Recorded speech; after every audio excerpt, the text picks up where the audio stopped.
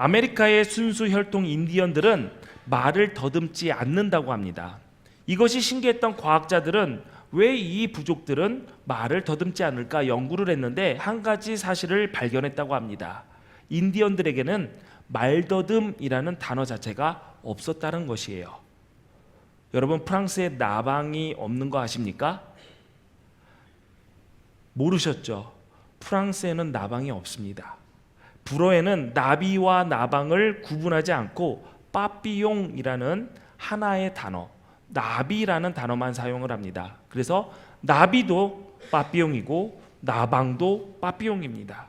불어를 사용하는 사람들에게는 나비나 나방이나 똑같은 날개 달린 곤충인 셈입니다. 말이 없으면 실체도 존재하지 않는 것과 같습니다. 실패란 단어가 없는 곳에서는 실패가 없고 시기심이라는 말이 없는 마을에는 시기하는 일이 없다. 언어 철학자인 비트겐슈타인이 말이라는 책에서 한 말입니다. 사람들은 말에 예속되어 살고 있기 때문에 자신이 쓰는 말, 자주 사용하는 말에 묶이게 되어 있습니다. 누군가와 대화를 하다 보면은 유달리 남을 비난하거나 부정적인 말을 자주 하는 사람을 만나게 됩니다. 왜 똑같은 것을 보고 똑같은 상황에 놓였는데 어떤 이는 부정적으로 말하고 또 어떤 이는 그렇지 않을까요? 부정적인 사람의 심성이 뒤틀려서 누군가를 비난하는 것이다 라고 생각할 수 있지만 그런 것이 아닙니다. 그렇게 부정적이게 사람을 만드는 결정적인 이유가 있습니다. 사람은 자신이 하는 말을 통하여 자신의 살아온 모습과 앞으로 살아갈 인생을 반영하여 말을 하게 됩니다. 자존감이 없는 사람은 다른 이들을 칭찬하거나 인정하지 못하고 헐뜯거나 부정하기 일쑤입니다. 반면에 자아 정체성이 분명한 사람들은 상대방을 칭찬하고 인정하는데 후합니다.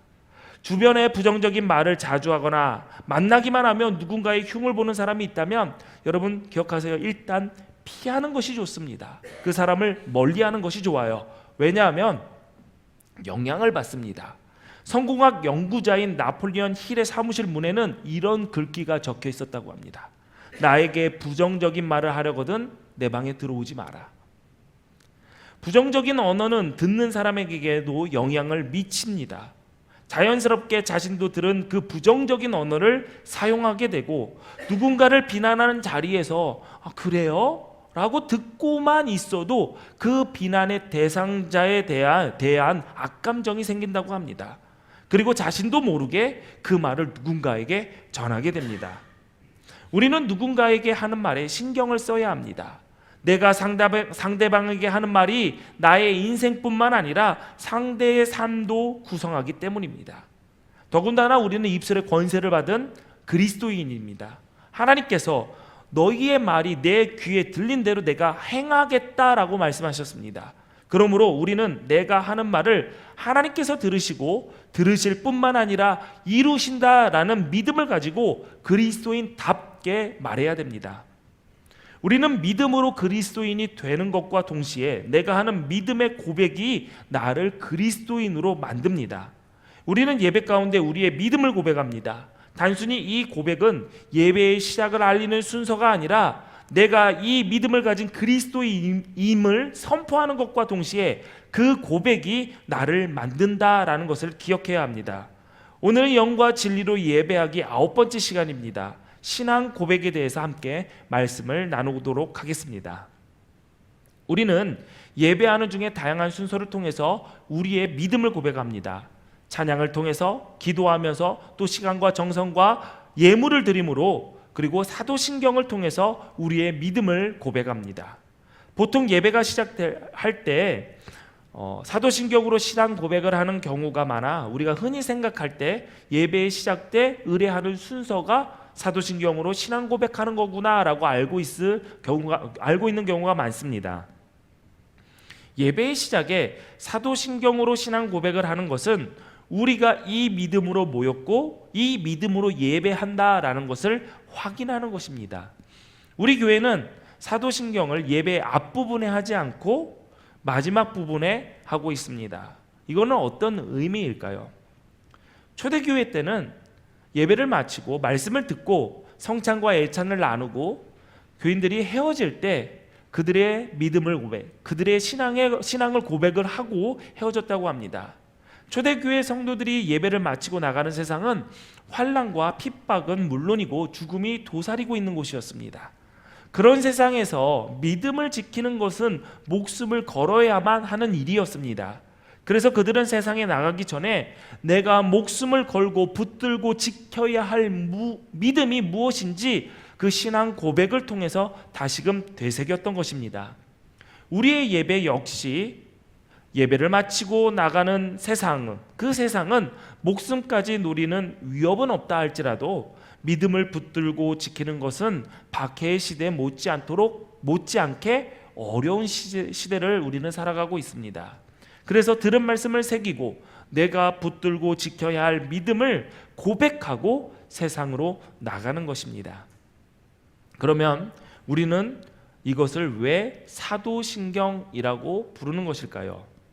먼저 신경이라는 말의 의미를 보면 신경은 성경에 나와 있는 말씀을 근거로 우리의 믿는 도리를 진술하는 것을 의미합니다. 영어로 사도신경은 The Apostles' Creed라고 합니다.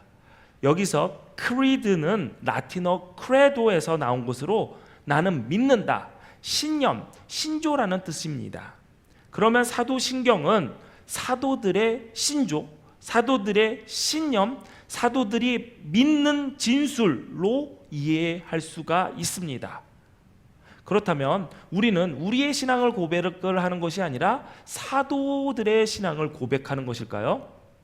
그러면 이 사도신경은 사도들이 작성을 한 것일까요? 이와 관련해서 주 4세기경 루피너스라는 사람이 사도신조 주석을 쓰면서 이런 주장을 펼쳤습니다. 예루살렘이 로마에게 멸망하기 전에 12사도가 모여서 교회와 성도들에게 우리가 믿는 믿음의 도리를 정리해서 가르쳐주고 알려주자라는 그러한 뜻이 모아졌고, 그래서 그 가운데 한 사람이 그러면 우리가 믿는 도리를 하나씩 쓰자, 각자 하나씩 써자, 그래서 써가지고 제출을 했다고 그래요. 아마 거기 수제자였던 베드로가 그거를 모았겠죠. 그러면서 딱 펼쳐서 보니까 그것이 그 12개가 하나도 내용이 겹치지 않는 믿음의 고백이었다라는 거예요. 그것이 오늘날의 우리가 고백하는 사도신경이 되었다라고 주장을 했습니다. 실제로 사도신경은 12개의 나는 믿는다의 고백으로 되어 있어 그럴듯한 이야기 같지만 이거는 사실과 관계없는 꾸며낸 이야기입니다. 사도신경은 사도들이 하나씩 직접 만들었기 때문에 붙여진 이름이 아니라 사도들의 신앙을 이어받은 고백이기 때문에 그렇게 붙여진 이름입니다.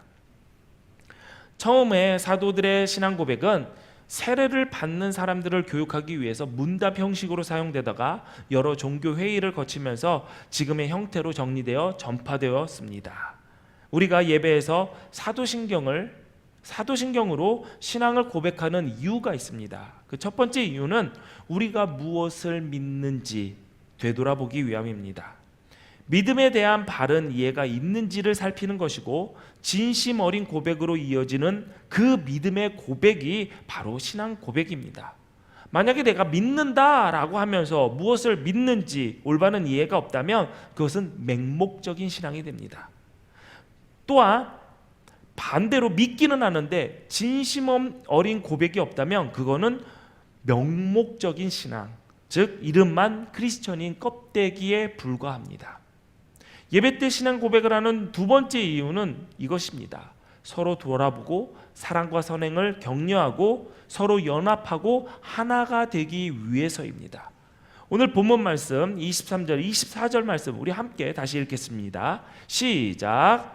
또 약속하신 이는 미쁘시니 우리가 믿는 도리의 소망을 움직이지 말며 굳게 잡고 서로 돌아보아 사랑과 선행을 격려하며. 아멘. 우리는 함께 신앙을 고백하면서 우리가 하나의 교회, 한 아버지 아래의 권속임을 선포합니다.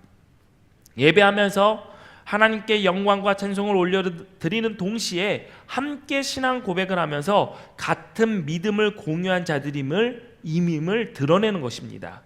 상황이나 여건이나 특징이 다르다 할지라도 우리가 같은 신앙을 고백하는 순간 우리는 하나의 교회, 한 아버지의 권속으로 묶이게 되는 것입니다.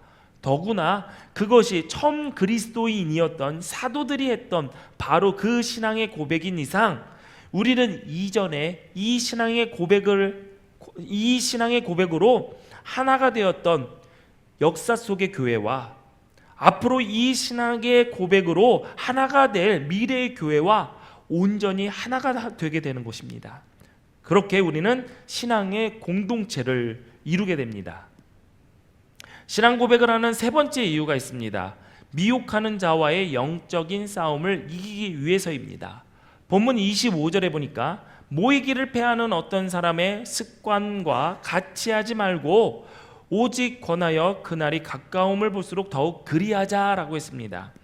우리가 하나의 믿음 아래 한 공동체로 아름답게 서고자 할 때 우리가 믿는 진리를 왜곡하고 미혹하는 악한 세력들 역시 역사합니다. 사도신경이 나오게 된 초대교회의 중요한 배경 가운데 하나는 바로 그 이단들과의 싸움이었습니다. 너무나도 교묘하게 성도들을 미혹하면서 교회를 어지럽히는 세력들을 이기기 위해 이 사도신경이 만들어진 것이죠.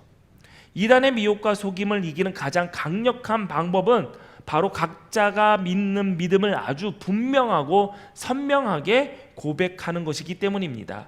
그래서 우리가 고백하는 이 사도신경에는 기독교 신앙의 핵심 내용이 다 들어가 있습니다.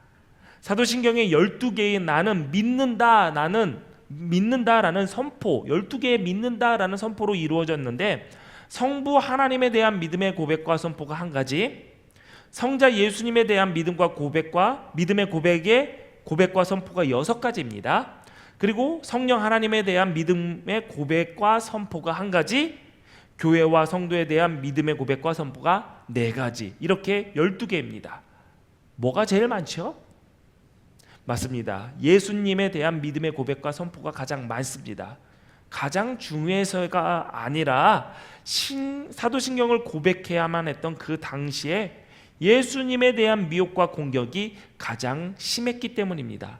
다시 말하면 신앙생활을 하는 데 있어 우리의 신앙을 흔들고 무너뜨리기 위해 악한 세력이 공격하는 그 포인트가 바로 성자 예수님께 집중되었다라는 것을 의미하고 있습니다. 교회사를 보면 이단의 가장 많은 유형이 바로 이 예수님을 사칭하고 왜곡하는 것이었습니다. 오죽하면 예수님께서 직접 이에 대해서 이렇게 경고하셨습니다. 마태복음 24장 23절 24절 보니까 그때 사람이 너희에게 말하되 보라 그리스도가 여기 있다 혹은 저기 있다 하여도 믿지 말라. 거짓 그리스도들과 거짓 선지자들이 일어나 큰 표적과 기사를 보여 할 수만 있으면 택하신 자들도 미혹하리라 라고 했습니다. 예나 지금이나 마찬가지입니다. 이단들은 대부분 예수님을 사칭합니다. 역사적으로 우리나라에서 활동했던 하나님과 활동하고 있는 예수님의 수를 봐도 그렇습니다. 역사적으로 본인이 자칭 하나님이다, 내가 천지를 창조했다 라고 스스로 자신을 하나님이라고 얘기했던 사람은 20여 명입니다. 그런데 내가 예수님이다, 내가 재림 예수다 라고 예수님을 사칭한 그 사람들은 지금 활동을 종료하거나 죽거나 지금 활동 중인 사람들 다 포함해서 60여 명이 됩니다.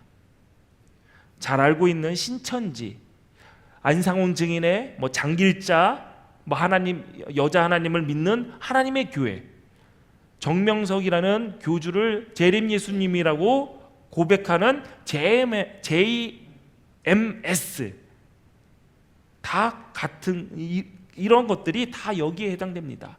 예수님을 굉장히 많이 사칭합니다. 이유가 뭘까요? 예수님께서 하나님이 말씀이 뭐를 입어서 오셨죠? 육신을 입어 오셨습니다. 그러니까 우리 또한 육신을 가지고 있으니까 가장 덤빌 만한 하나님이 어떤 하나님이냐? 성자 예수님이었던 것이죠. 그래서 예수님에 대한 공격이 가장 많았기 때문에 신앙 고백은 예수님에 대한 믿음의 선포와 고백이 가장 많은 것입니다. 우리는 사도신경에서 이렇게 고백을 합니다. 그의 유일하신 아들, 그의 유일하신 아들 예수 그리스도를 믿는다라고 우리는 고백합니다. 아무리 많은 그리스도들이 내가 보혜사이다, 내가 재림 예수다, 내가 이긴 자라고 하며 속이려든다 할지라도 그 악한 세력들을 향해서 나는 그의 유일하신 아들 우리 주 예수 그리스도를 믿습니다 라고 고백해야 됩니다. 우리에게는 우리를 미혹하고 공격하는 악한 것들에 대해서 우리가 믿는 바를 단호하게 고백하고 선포하는 것 외에는 다른 무기가 없습니다. 초대교회 때부터 제국이 또 온 세상이 강력하게 성도들을 무너뜨리려고 하고 교회를 변질시키려고 할 때마다 교회와 성도들은 이 선명한 신앙 고백으로 그 악한 것들을 이기며 자신들이 가져온 신앙의 본질을 지켜왔습니다. 이 신앙의 고백들을 붙들었기 때문에 2000년의 세월이 흘렀어도 교회와 성도는 변함없이 하나의 믿음을 고백하고 있는 것입니다. 우리가 신앙 고백을 하는 네 번째 이유, 우리가 무엇을 믿는지 선언해야 하기 때문입니다. 우리의 신앙의 고백, 단순히 그게 고백이라고 한다면 그 고백을 듣는 대상은 누구지요? 하나님입니다. 여러분 뭐 그렇게 어려운 질문처럼 이렇게 쳐다보세요. 보통 그러잖아요. 내가 고백한다 라고 하면은 여러분 누구한테 하죠? 좋아하는 사람한테 가서 고백한다고 하잖아요. 온 무리를 향해서 고백하나요? 아니잖아요. 우리가 하나님을 향한 신앙의 고백이 고백이라면은 하나님 한 분에게만 나의 신앙을 고백하면 됩니다. 그런데 이것이 선포라고 하면은 그 선포를 듣는 부류는 네 부류가 됩니다. 가장 먼저 그 선포를 누가 들으실까요? 삼위일체 하나님께서 우리의 선포를 들으십니다. 나는 하나님을 믿습니다. 하나님이 가장 먼저 들으십니다. 그리고 그 옆에서 누가 들을까요? 우리의 대적 사탄이 듣고 있습니다. 그 다음으로는 누가 듣습니까? 그 선포를 하는 내 자신이 듣습니다. 마지막으로 누가 듣죠? 믿는 사람이든 믿지 않는 사람이든 다른 사람들이 그 선포를 듣게 됩니다. 믿음은 머리에서 그리고 마음에서 이해하고 받아들이는 것으로 끝나지 않고 입으로 시인하는 것까지 이릅니다. 입으로 시인하여 선포하는 신앙 고백은 굉장히 중요합니다. 로마서 10장 9절 10절 말씀, 내가 만일 내 입으로 예수를 주로 시인하며 또 하나님께서 그를 죽은 자 가운데서 살리신 것을 내 마음에 믿으면 구원을 받으리라. 사람이 마음으로 믿어 의에 이르고 입으로 시인하여 구원에 이르느니라 라고 했습니다. 우리의 신앙 고백에는 핵심이 있습니다. 그냥 아무거나 나 믿습니다 라고 고백하는 것이 아닙니다. 로마서 10장 말씀에 내가 만일 내 입으로 예수를 뭐로 시인하고? 주로 시인하고 라고 했습니다. 우리의 신앙 고백에는 예수님을 나의 구주, 나의 주님이라는 그 선포가 있어야 됩니다.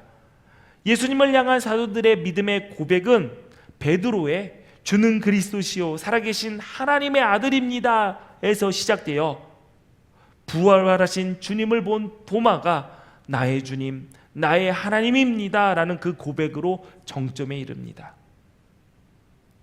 우리가 신앙을 고백하는 그 고백의 핵심은 주는 그리스도시요 살아계신 하나님의 아들이자 나의 주님이고 나의 하나님이라는 그 믿음의 선포가 있어야 됩니다. 또 하나님께서 우리 예수님을 죽은 자 가운데서 살리신 것을 선포해야 합니다. 즉 부활을 믿고 선포하는 것입니다. 우리의 믿음은 죽음으로 사라져버릴 허무함과 두려움으로 끝나는 것이 아니라 사망의 한계를 뛰어넘는 것입니다. 요한복음 3장 36절에 아들을 믿는 자에게는 영생이 있고 아들에게 순종하지 아니하는 자는 영생을 보지 못하고 도리어 하나님의 진노가 그 위에 머물러 있다라고 했습니다. 예수님은 이 말씀을 통해서 영생과 구원을 같은 개념으로 말씀하고 계십니다.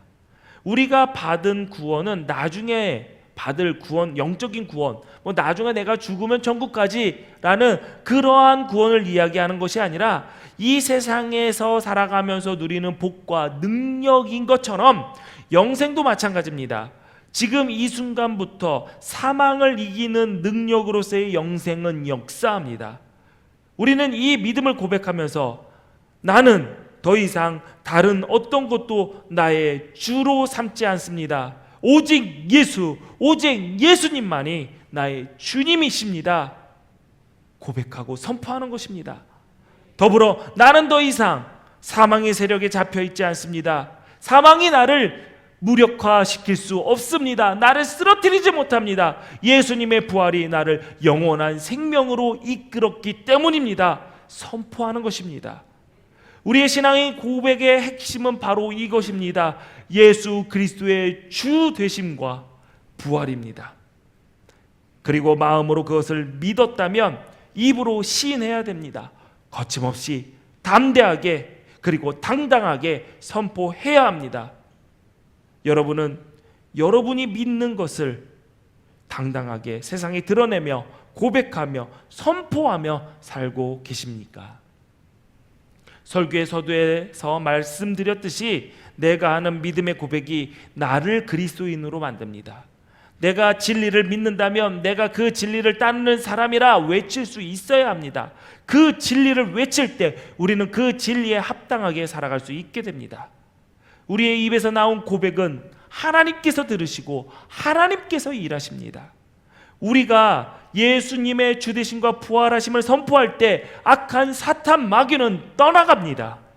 우리가 믿는 도리를 굳게 잡고 입으로 시인할 때 우리를 뒤흔드는 의심은 잠잠해지고 우리는 진정으로 믿음의 길을 걷게 됩니다.